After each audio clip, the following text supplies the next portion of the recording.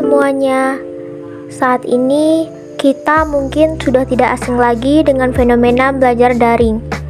Fenomena ini dimulai dari munculnya virus COVID-19 yang menimbulkan pandemi dan membuat semua aspek kehidupan sebagian besar dialihkan menjadi daring. Bukan saja pekerjaan yang istilahnya berubah menjadi work from home, namun di bidang pendidikan, sekolah juga mengubah sistem belajar siswanya menjadi secara online.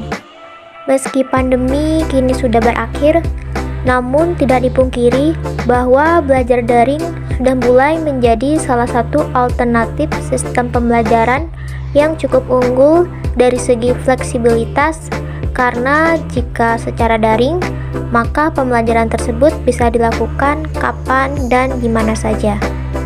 Pembelajaran secara daring memang memberikan kemudahan antara pengajar dan peserta didik untuk saling berinteraksi, baik secara tatap muka melalui ruang virtual seperti aplikasi video conference atau sebatas melalui aplikasi berbalas pesan. Pengiriman materi pelajaran, tugas, bahkan pelaksanaan ujian kini dengan mudah bisa dilakukan secara daring, sehingga siswa atau mahasiswa bisa duduk dan belajar dari rumah. Namun di satu sisi, karena pembelajaran secara daring justru membuat penggunaan gawai dan laptop sehari-harinya menjadi makin meningkat, terutama bagi mahasiswa. Pembelajaran dengan sistem daring menjadikan seluruh mahasiswa wajib menggunakan media elektronik seperti gawai atau laptop untuk mengikuti kelas. Selain itu, tugas-tugas yang diberikan juga rata-rata memerlukan bantuan laptop atau gawai dalam pengerjaannya. Sehingga secara tidak langsung, kita diminta untuk menatap layar gawai atau laptop lebih lama dari waktu biasanya. Namun, tidak dipungkiri, ini juga disebabkan karena kita sudah memasuki era digital, sebuah era yang penuh kemajuan teknologi yang menyediakan semua kepraktisan bagi manusia. Teknologi canggih berbasis online dapat membantu pekerjaan dalam membuat, mengubah, menyimpan, menyampaikan informasi, dan menyebarluaskan informasi secara cepat dan berkualitas serta efisien. Tapi sisi lainnya adalah kita menjadi lebih sering menggunakan media elektronik seperti gawai dan laptop dalam keseharian kita. Pemakaian gawai dan laptop yang dilakukan secara terus-menerus ini tentunya dapat mempengaruhi kesehatan mata, terutama karena adanya sinar biru yang dipantulkan dari layar gawai atau laptop. Sinar biru memiliki gelombang yang lebih pendek. Gelombang tersebut lebih mudah menyebar dan memiliki kontras yang rendah. Hal ini akan menyebabkan otot mata akan bekerja lebih keras untuk memproses gambar. Oleh karena itu, mungkin kita akan merasa lebih nyaman ketika membaca di buku dibanding di layar handphone. Paparan sinar dari gawai yang terlalu lama akan membuat mata terasa lelah, sakit kepala, bahkan penglihatan bisa kabur. Selain itu, ketika menggunakan gawai dan laptop, kita juga akan jarang berkedip. Rata-rata orang akan berkedip 3-8 kali per menit saat bekerja di depan komputer dan aktivitas lain yang membutuhkan fokus. Padahal berkedip itu penting untuk membantu melumasi mata supaya tidak kering. Beberapa media juga menyampaikan berita yang menunjukkan adanya dampak belajar daring terhadap kesehatan mata siswa. Aktivitas sekolah daring membuat jam sibuk anak-anak menggunakan gawai menjadi bertambah. Sebelum pandemi, mereka rata-rata menghabiskan waktu sekitar 75 menit di depan layar gawai setiap harinya. Namun setelah pandemi, durasi screen time anak-anak meningkat menjadi 110 menit tiap harinya. Dari penggunaan gawai dan laptop yang berlebihan ini, khususnya bagi mahasiswa, juga rentan memicu CVS atau Computer Vision Syndrome. Dikutip dari jurnal Media Teknik dan Sistem Sistem Informatika oleh Tambun dan Husdal tahun 2021, Computer Vision Syndrome atau CVS ini adalah istilah yang merujuk pada gejala-gejala pada gangguan mata atau leher akibat penggunaan layar monitor atau komputer secara berlebihan. Gejala yang sering menyertai CVS ini antara lain kelelahan atau nyeri mata, penglihatan kabur atau ganda, mata kering, mata merah, dan panas. Bahkan dalam beberapa kasus juga dapat disertai dengan sakit kepala, sakit leher, bahu, dan punggung. Nah, kelelahan mata pada mahasiswa inilah yang memiliki tingkat yang lebih tinggi daripada kelelahan mata pada masyarakat umum. Seperti yang kita tahu, bahwa mata menjadi alat indera yang banyak sekali digunakan oleh manusia dibanding indera yang lain. Karena dalam keseharian kita, mata digunakan sebagai sarana untuk mengumpulkan informasi di sekitar kita. Oleh karena itu, penting bagi kita untuk menjaga kesehatan mata, khususnya saat belajar daring ini. Nah, ada pun beberapa hal yang bisa kita lakukan, antaranya yang pertama, menjauhkan jarak gawai atau laptop ke mata. Menurut beberapa sumber, penyebab mata lelah di era daring adalah durasi kerja jarak dekat yang cukup lama. Ketika melihat dengan jarak dekat, mata akan mengalami penyesuaian untuk menerima bayangan yang jelas dari objek yang dilihat. Maka otot pada mata akan mengalami kontraksi sehingga menyebabkan kelelahan pada mata. Dalam hal ini, postur tubuh juga berpengaruh pada jarak ideal penggunaan gawai dan laptop. Nah, biasanya yang paling umum adalah dengan mengatur jarak sebanyak satu lengan atau sekitar 30-40 cm dari layar gawai atau laptop.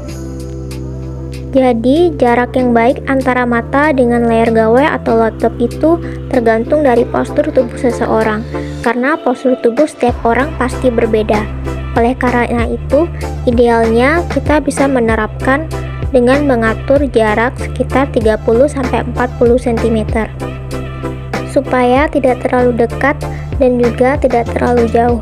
Karena kita menggunakan gawai atau laptop biasanya dalam waktu yang cukup lama.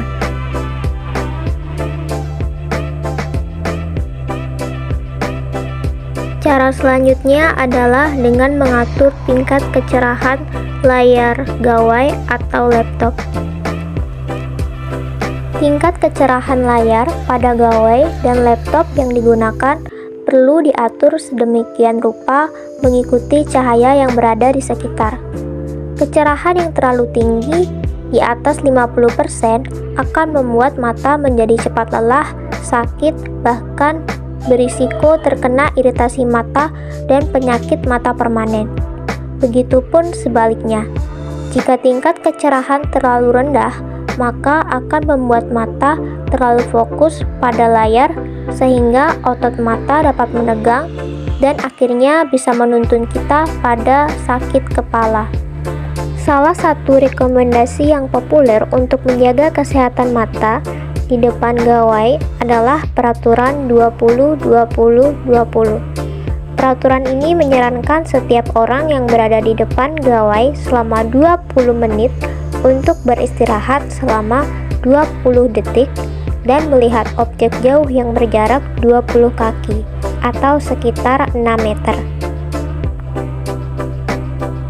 Aturan 20-20-20 ini diperkenalkan oleh Dr. Jeb Ansel, yakni seorang optometris di tahun 1990-an. Pemikiran 20-20-20 berasal dari studi gangguan muskuloskeletal yang menyatakan bahwa istirahat yang singkat dapat berdampak positif bagi pasien dengan gangguan muskuloskeletal. Dr. Jeb kemudian mengadaptasi hal tersebut pada sistem visual. Sejak saat itu, peraturan 20-20-20 banyak digunakan oleh klinis mata. Berdasarkan beberapa studi, contohnya studi cross-seksional yang dilakukan oleh Logaraja et al. Pada mahasiswa menunjukkan bahwa mahasiswa yang beristirahat setiap 1 jam setelah menggunakan komputer memiliki risiko lebih rendah untuk mengalami gejala CVS daripada mahasiswa yang beristirahat setiap 2 jam. Cara selanjutnya adalah dengan melakukan peragangan mata, atau dikenal juga dengan senam mata. Peragangan mata dapat dilakukan dalam beberapa langkah. Yang pertama, dengan melirik ke atas dan ke bawah secara berulang.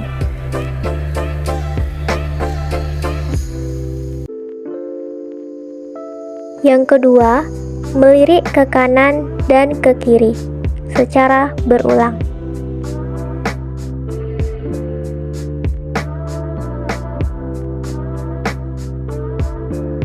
Yang ketiga, melirik ke atas serta ke kanan dan ke kiri.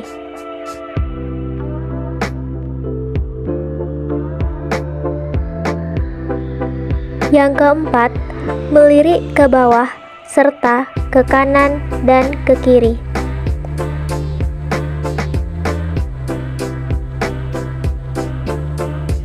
Langkah kelima yaitu melakukan gerakan rotasi atau memutar mata ke atas, ke kanan, dan ke kiri secara berulang.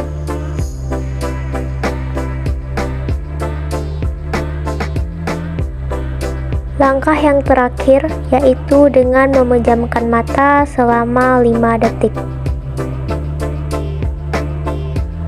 Tips selanjutnya adalah dengan mengonsumsi makanan seperti buah atau sayuran yang mengandung vitamin A. Salah satu bentuk untuk menjaga kesehatan mata adalah mengonsumsi makanan sehat dan bergizi, terutama dengan makanan yang memiliki kandungan vitamin A. Dilansir dari Healthline, vitamin A akan digunakan untuk menjaga fungsi kornea mata yang jernih. Vitamin A juga menjadi komponen penting pembentuk rodopsin, semacam protein pada mata yang membuat kita tetap bisa melihat benda bahkan di kondisi redup atau sedikit cahaya. Vitamin A bisa didapat dari berbagai macam makanan yang kita konsumsi sehari-harinya, seperti pada buah dan sayuran yang umumnya berwarna merah dan orange, seperti wortel, jeruk, pepaya, tomat, dan semangka. Ubi juga merupakan salah satu jenis sayuran yang merupakan sumber vitamin A terbaik. Dalam sebuah ubi terkandung sekitar 1400 mcg vitamin A. Kandungan vitamin A pada ubi ini jauh lebih tinggi dari sayuran yang mengandung vitamin A lainnya seperti wortel dan brokoli. Untuk buah seperti semangka, melon, dan pepaya juga memiliki kandungan vitamin A. Pada buah semangka terkandung vitamin A sebanyak 590 IU. Pada buah pepaya terkandung vitamin A sebanyak 365 IU, dan pada buah melon terkandung vitamin A sebanyak 2400 IU. Mencukupi kebutuhan nutrisi dari vitamin A ini mampu melindungi mata dari kerusakan sel, menjaga penglihatan agar tetap tajam, dan menurunkan risiko munculnya berbagai penyakit mata seperti rabun senja dan degenerasi makula terkait usia. Vitamin A juga dipercaya mampu mendukung fungsi kornea, yaitu membelokkan atau membiaskan cahaya yang masuk sehingga bayangan terfokus dan dapat diterima atau tepat jatuh di bagian retina.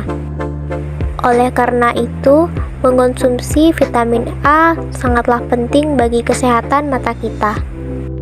Jadi, itulah beberapa cara yang bisa kita lakukan untuk menjaga kesehatan mata selama belajar daring. Sekian video ini, terima kasih sudah menonton. Sampai jumpa lagi.